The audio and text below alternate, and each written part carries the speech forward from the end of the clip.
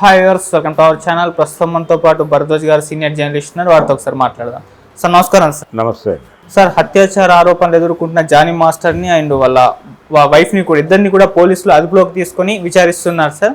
అయితే ఈ నేపథ్యంలో నాగబాబు గారు అంతకుముందు ఒక ట్వీట్ చేశారు. అరెస్టుకు ముందు కోర్టులో నేరం రుజువైనంత వరకు అతన్ని క్రిమినల్గా పరిగణించకూడదు అని చెప్పేసి ఆయన ఒక ట్వీట్ చేశారు. ఇది కాస్త ఆయనకు ఫేవర్గా ఉన్నట్టు, ఆయనకు మద్దతు తెలుపుతున్నట్టుగా ఈ ట్వీట్ ఉంది. మరోవైపు మంచు మనోజ్ గారు కూడా దీనిపైన రియాక్ట్ అయ్యారు.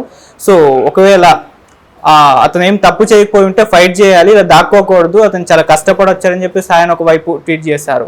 సో ఒక రకంగా కొద్దిగా మద్దతు లభిస్తుంది, విమర్శలు కూడా పెద్ద ఎత్తున పెరుగుతున్నాయి. మొత్తం ఇప్పుడు జానీ మాస్టర్ అరెస్ట్ అయ్యారు కదా, మీరేం చెప్తారు సార్ ఎపిసోడ్ గురించి? అంటే జానీ మాస్టర్ లైంగిక వేధింపులకి పాల్పడ్డా లేదా అనేది ఒక అంశం, ఆయన్ని దోషిగా ప్రకటించాలా వద్దా అనేది ఒక అంశం.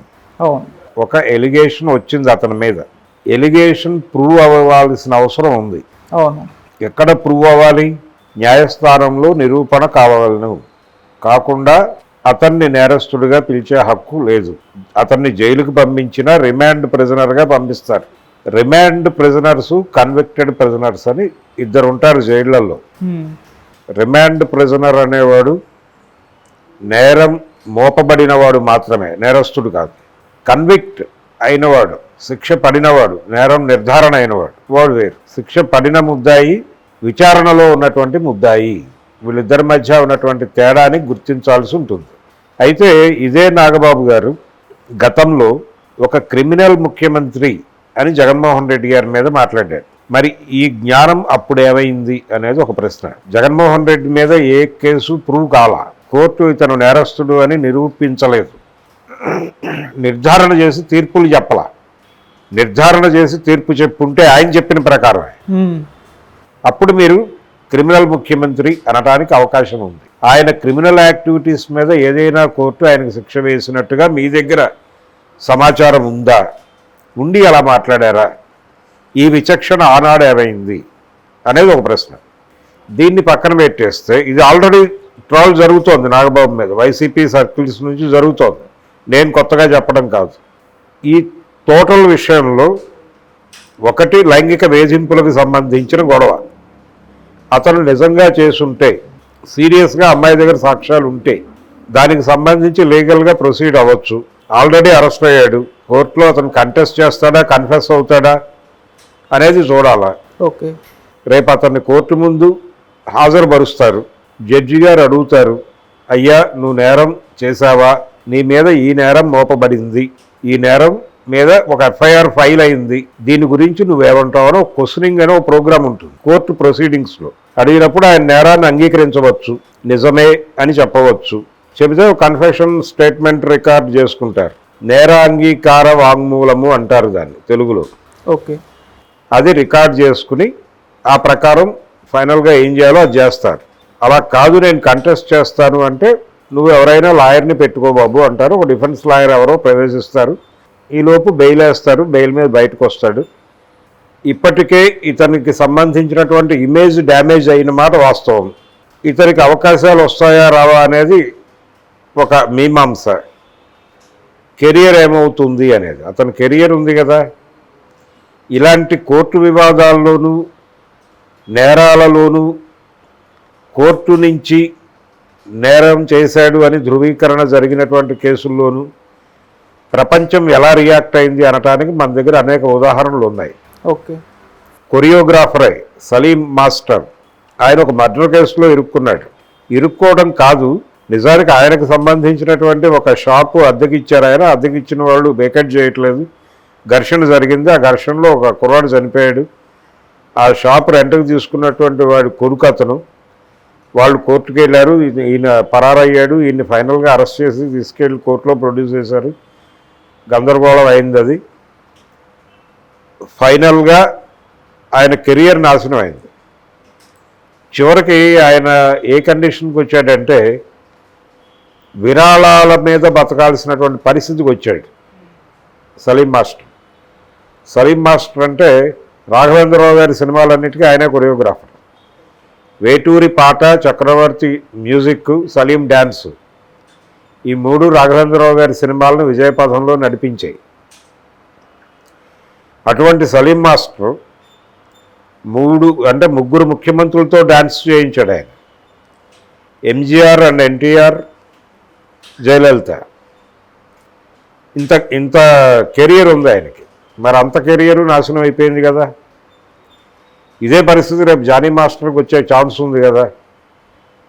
ఈ ఎలిగేషన్ ప్రూవ్ అయినా కాకపోయినా కెరియర్ పోయినట్టే కదా. ఒక సీరియస్ ఎలిగేషన్లో ఇరుక్కున్నాడు ఆయన. ఇదేమి చిన్న ఎలిగేషన్ ఏం కాదు. ప్రూవ్ అయితే, మైనర్ మీద అత్యాచారం జరిగింది అని కనుక ప్రూవ్ అయితే శిక్ష కఠినంగానే ఉంటుంది. ఒకటి ఈ రకమైన దీనిలో రకరకాల కోణాలు వచ్చేస్తున్నాయి. లవ్ జిహాద్ కోణం పట్టుకొచ్చేసి రాజాసింగ్ గారు మాట్లాడేశాడు. అంటే సంఘు పరివార్ ఎంటర్ అవుతోంది దీనిలోకి. ఇతను మైనారిటీ కాబట్టి, ఇతను ముస్లిం కాబట్టి ఇతన్ని ఇంకా ఎట్టి పరిస్థితుల్లోనూ ఎదగనివ్వకుండా చేసే ఏర్పాటు వాళ్ళు చేయగలరు. సో ఇదొక ప్రమాదం దీనిలో. ఇదొకటి అతని కెరియర్లో ఇబ్బందికరమైనటువంటి పరిస్థితి. రెండోది, ఈయన రిప్రజెంట్ అంటే ఇతను మొన్నటిదాకా ట్రావెల్ అయినటువంటి జనసేన పార్టీ ఇప్పుడు ఇతని మీద లవ్ జిహాద్ దాడి చేస్తున్నటువంటి పార్టీతో స్నేహంలో ఉంది. బీజేపీతో టైఅప్లో ఉంది అది జనసేన. సో ఇదొక విచిత్రమైన కోణం. నాగబాబు గారి ప్రకటనలని రాజాసింగ్ గారు ఏ కోణంలో చూస్తాడు అనేది కూడా చూడాలి. ఒక ముస్లింని లవ్ జిహాదీని నువ్వు ఎలా సపోర్ట్ చేస్తావు, నీ పార్టీకి మేము ఎలా మద్దతు ఇస్తాము అని కనుక భారతీయ జనతా పార్టీ ఆలోచిస్తే చాలా పెద్ద లెవెల్లో ఉంటుంది అది. ఇలాంటి అనేక రాజకీయ గందరగోళాలు ఉన్నాయి. ఆపరేషన్ పవన్ అనేదైనా జరుగుతోందా, పవన్ని టార్గెట్ చేయడానికి ఇలాంటివన్నీ ఎలిగేషన్స్ పట్టుకొస్తున్నారా, పూనం కౌర్ త్రివిక్రమ్ మీద చేసినటువంటి ఎలిగేషన్స్ దాన్ని దీంతో లింక్ చేసి స్పెక్యులేటివ్ స్టోరీస్ అల్లుతున్నారు. చివరికి ఎక్కడ దాకా వెళ్ళారంటే త్రివిక్రమ్ పరారీలో ఉన్నాడని చెప్పేదాకా వెళ్ళారు. ఆయన ఉన్నాడు, ఆయన పారిపోలేదు. ఆ గొడవ వేరు, ఈ గొడవ వేరు. ఈ రెండింటినీ కలిపి కథలల్లుతున్నారు. అయితే ఇక్కడ చూడాల్సింది ఏంటంటే అతను నిజంగానే క్రైమ్ చేసుంటే కోర్టు చూసుకుంటుంది, బయట ఎవరు వ్యాఖ్యానాలు చేయక్కర్లేదు. ఒకటి, లైంగిక వేధింపులకు సంబంధించి అతను ముస్లిం అయినా, హిందూ అయినా, క్రైస్తవుడైనా, ఏ మతానికి చెందినవాడైనా పురుషుడు ఏ పురుషుడైనా మహిళలతో వ్యవహరించే తీరు.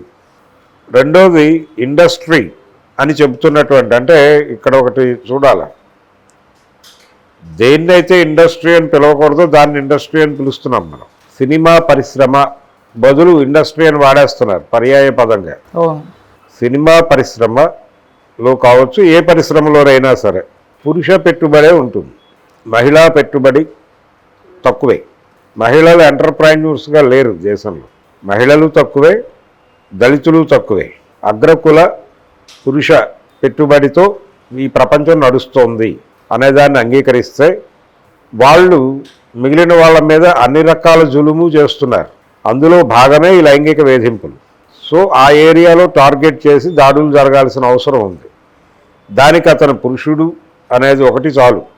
అతను ముస్లిం అని ఒక కోణంలో దాడి, ఇంకొక కోణంలో దాడి చేయక్కర్లేదు. ఏ పురుషుడైనా ఈ రకమైనటువంటి పద్ధతిలో వ్యవహరించి ఉండొచ్చు. కొన్ని బయటకు వచ్చి ఉండొచ్చు, కొన్ని రాకపోయి ఉండొచ్చు. బయటకు రాకపోవడానికి అమ్మాయి లేటుగా ఎందుకు కంప్లైంట్ చేసింది ఇప్పుడు అని మాట్లాడుతున్నారు. అవును, ఆ అమ్మాయి ఎక్కడో సఫకేట్ అయి ఉండొచ్చు. ఆ సఫకేషన్లో నుంచి బయటకు వచ్చి ఎన్నాళ్ళు అనుకుని ఒక కేసు పడేసి ఉండొచ్చు. దాన్ని కూడా మనం పక్కకి తోసేసి మాట్లాడక్కర్లేదు. ఇప్పుడు అతన్ని సపోర్ట్ చేస్తున్నటువంటి కొరియోగ్రాఫర్లు కొంతమంది ఉన్నారు. వాళ్ళ ఆర్గ్యుమెంట్లో కూడా వీళ్ళిద్దరి మధ్య ఒక రిలేషన్ ఉందనేది ఎస్టాబ్లిష్ చేస్తున్నారు. చేస్తూ ఇప్పుడు కేసు పెట్టడం ఏమిటి అంటున్నారు. ఇప్పుడైనా ఎప్పుడైనా కేసు పెట్టిందా లేదా అన్నది ప్రధానం. దాడి అనేక సంవత్సరాలుగా జరుగుతూ ఉండొచ్చు, కానీ ఎక్కడో చోట రియాక్షన్ మొదలవుతుంది. ఆ రియాక్ట్ అయ్యేటువంటి ధైర్యం కూడగట్టుకోవడానికి టైం పట్టవచ్చు. చాలా కారణాలు ఉంటాయి. ఇది ఇలాగే ఎందుకు జరిగింది, ఇలా ఎందుకు జరగలేదు అనేటువంటి చర్చలోకి వెళ్ళటం అనవసరం. కాబట్టి జానీ మాస్టర్ ప్రమాదంలో ఉన్నమాట వాస్తవం. కోర్టు ఎలా నిర్ణయిస్తుంది అనేది చూడాలి ఇప్పుడు.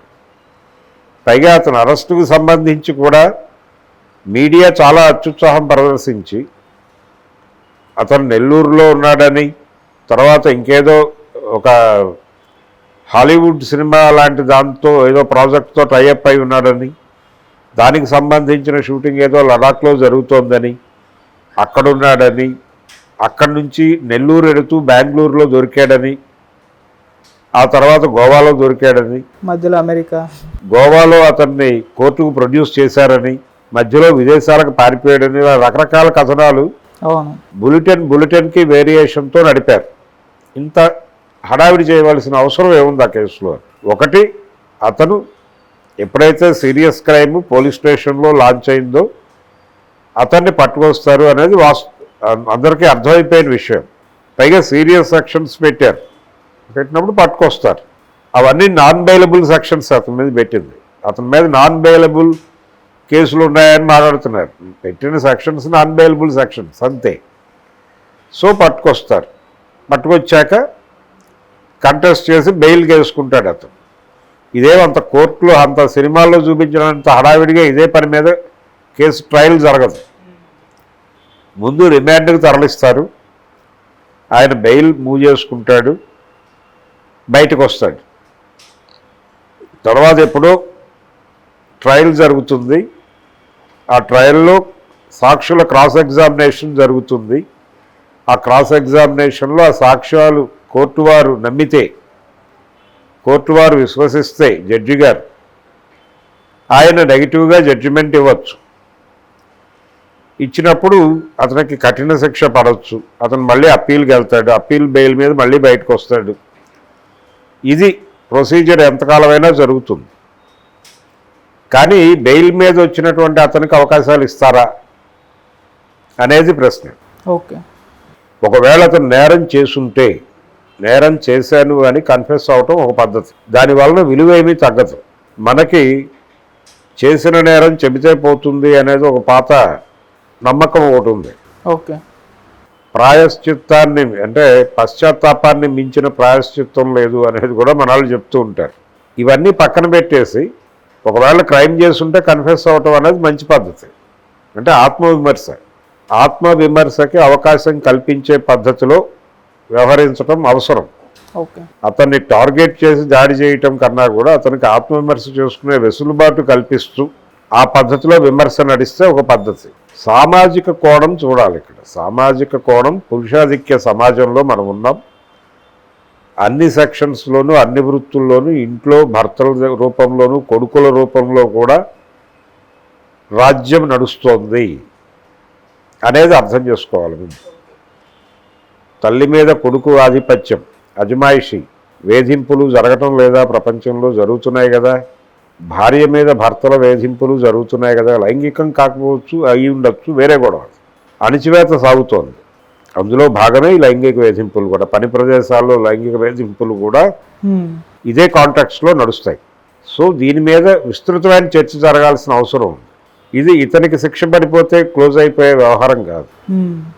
అలాగే ఛాంబర్ వారు ప్రెస్ మీట్లో చెప్పినట్టుగా అక్కడ కంప్లైంట్ బాక్స్ పెట్టేస్తే క్లోజ్ అయ్యే వ్యవహారం కాదు. ఈ లైంగిక వేధింపులకు సంబంధించి ఒక ప్రత్యేకమైన వ్యవస్థ ఏదన్నా కోర్టు ఏర్పాటు చేసి, స్పెషల్ కోర్టు, అక్కడ ఎవరైనా అప్పీల్ చేసుకుంటే దానికి వాళ్ళు వెంటనే సమన్ చేసి, అవతల వాళ్ళు ఎవరైనా సరే సమన్ చేసి వాళ్ళని కోర్టులో హాజరుపరిచేలాగా, ఇప్పుడు ఎలాగైతే ఇతన్ని ఎక్కడో ఉన్నాడని చెప్పి వెళ్ళి అరెస్ట్ చేసి పట్టుకొస్తున్నారు, అలా పట్టుకురాగలిగినటువంటి పవర్స్ ఉన్నటువంటి ఒక వ్యవస్థ కావాలి. దాని గురించి ఒక చర్చ జరగాల్సిన అవసరం ఉంది. ఆల్రెడీ ఒకవేళ ఉంటే అలాంటి కోర్టుల పరిధిలోకి తీసుకెళ్లాలి విషయాన్ని. అది పరిష్కారం. అది కూడా తాత్కాలిక పరిష్కారమే. సామాజికంగా ఉన్నటువంటి ఆధిపత్య ధోరణి పోవాలి. పురుషాధిపత్య ధోరణులు పోవడానికి ఏం చేయాలి అనేది ఆలోచించడం మంచిది. అది అంత తొందరగా పోతుందా, అంత తేలిగ్గా పోతుందా అంటే అది కూడా ఒక రకమైన వర్గ పోరాటమే. ఖచ్చితంగా వర్గ పోరాటమే. దాన్ని ఎట్లా నడపాలి అనే దానికి సంబంధించి ఆలోచించడం మంచిది. ఈ కేస్ టు కేసు ఆలోచించడం కాదు. దీని మూలం ఎక్కడుంది, ఆ మూలానికి ఏ మందు వేస్తే ఈ జబ్బు పోతుంది అనేది ఆలోచించాలి. ఈ లోపు తాత్కాలిక ఉపశమనం కలిగించడానికి ఏం చేయాలి అనేది ఆలోచించాలి. చాలా పెద్ద సబ్జెక్ట్ ఇది. దీన్ని ఎలా డీల్ చేస్తారనేది చూద్దాం. Thank you so much sir. Thank you.